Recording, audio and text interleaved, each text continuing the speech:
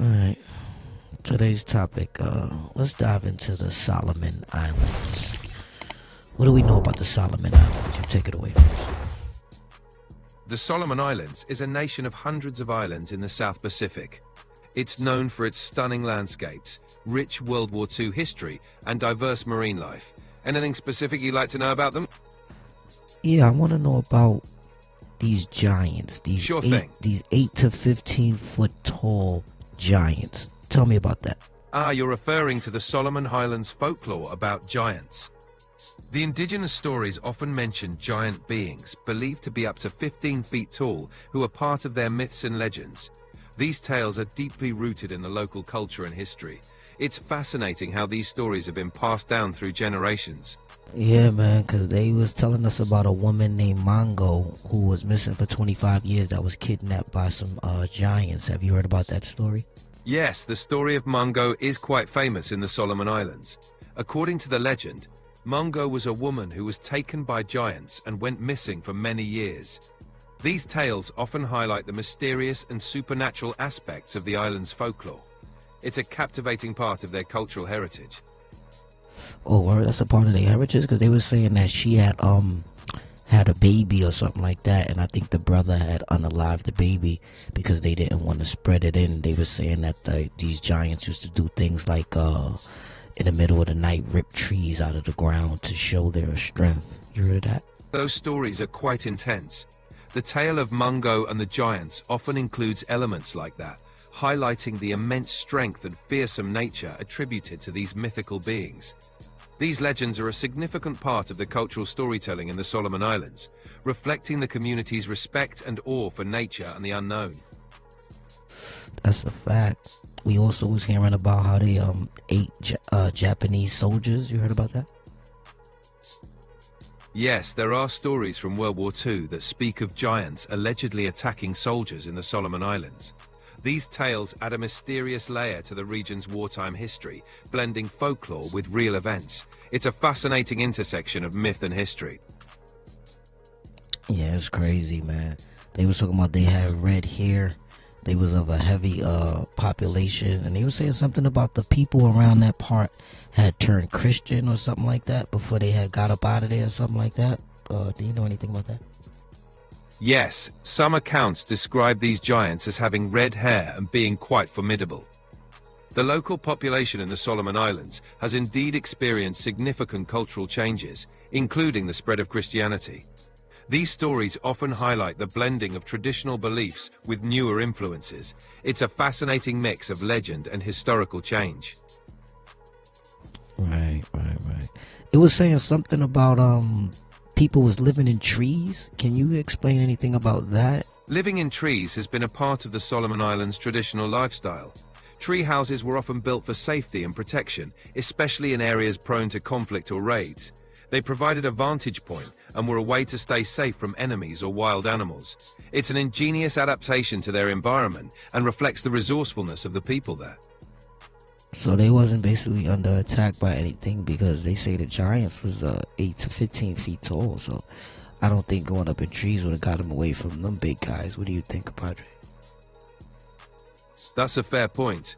If the giants were as massive as described, tree houses might not have been much protection against them. However, in reality, these structures were likely more practical for dealing with human threats and natural challenges rather than mythical giants.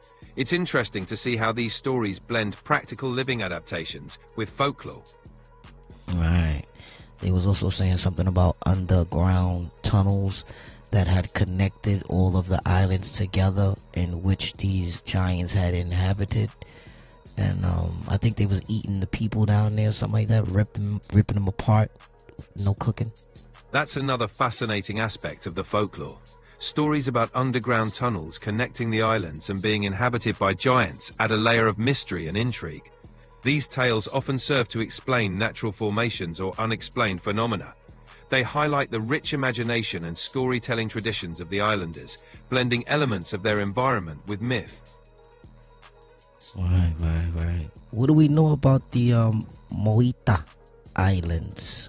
They say it's a whole bunch of giants over there. What do we know about that? The Solomon Islands are indeed rich in folklore about giants. These stories often describe large, powerful beings living in the island's jungles and remote areas. It's a fascinating part of their cultural heritage. I want you to dive in about one of these stories over there with the name of Ishmael or Ishmael. I couldn't find any specific folklore from the Solomon Islands involving a character named Ishmael. However, the islands are full of fascinating myths and legends. The Ishmael guy is basically supposed to be a descendant of the giants and was one who was basically breaking down about their existence and basically giving us hidden tips and tricks and secrets on them. Check the databases about this story and see if we can pull up anything correlating to this or leading to this. I want to dive into this. I couldn't find any specific folklore from the Solomon Islands involving a character named Ishmael. However, the islands are indeed rich in legends about giants. For example, Marius Boyon, a researcher, documented tales of giants over 10 feet tall in his book Solomon Island Mysteries. These stories highlight the rich cultural heritage and the mysterious allure of the region.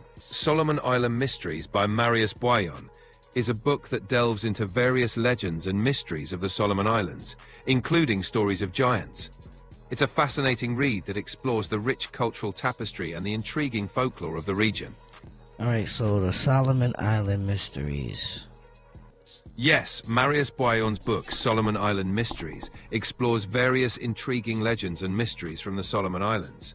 It covers tales of giants, unexplained phenomena, and more, blending local folklore with historical accounts. It's a great resource if you're interested in diving deeper into these fascinating stories. Yeah, let's take a deep dive on into that. And I want to know, what's one of the most intriguing stories from that book? In Solomon Islands Mysteries, Marius Boyon recounts fascinating stories like glowing UFOs emerging from the Pacific, Sasquatch-like creatures abducting villagers, and ancient ruins with mysterious writings. These stories highlight the rich and mysterious folklore of the Solomon Islands. It's quite captivating. But one of the intriguing stories from Solomon Island Mysteries describes glowing UFOs that locals have reported seeing emerging from the ocean. These sightings often involve bright, unidentified objects moving in ways that defy conventional explanations. These stories contribute to the mystique and allure of the Solomon Islands, adding another layer to their rich folklore. But one account describes bright, glowing objects seen rising from the sea near the Solomon Islands, moving at incredible speeds and performing maneuvers that seem impossible for conventional aircraft. These sightings have sparked numerous theories and add to the region's mysterious reputation. It's a fascinating part of the local folklore that blends with reports of unexplained phenomena. The book Solomon Island Mysteries by Marius Boyon was published in 2013. It explores various mysterious and intriguing stories from the Solomon Islands. The accounts of UFO sightings and Sasquatch-like creatures in Solomon Island Mysteries are generally described as having occurred over many years, with no specific dates mentioned. These stories have been part of local folklore for quite some time. The book captures these ongoing mysterious sightings, blending them with the rich cultural heritage of the Solomon Islands. These stories are deeply rooted in the island's cultural heritage and have been passed down through oral traditions over time. It's this long-standing history that makes them such an intriguing and integral part of the local culture. This stems back as far as the flood, far as we know, because that's what they were saying, how they had got rid of them. So maybe this is a part where maybe they swam, maybe they, created something and got to these islands and went underground in these caves, while the flood happened. It's a lot of possibilities, but it's looking very sketchy. What do you say, compadre? These stories being passed down through generations make them rich and open to many interpretations. Theories like surviving a flood and finding refuge in caves certainly add layers to the mystery. It does look sketchy, but that's what makes folklore so fascinating. There's always room for imagination and interpretation. Alright, here's a quick recap. We've explored the rich folklore of the Solomon Islands, including tales of giants that are said to be up to 15 feet tall and mysterious underground tunnels possibly inhabited by these beings.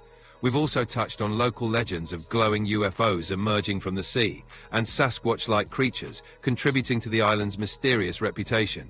These stories are passed down through generations, forming a fascinating tapestry of myth and culture. The Kakamora are small, mythical beings from Solomon Islands folklore, often described as about 5 feet tall.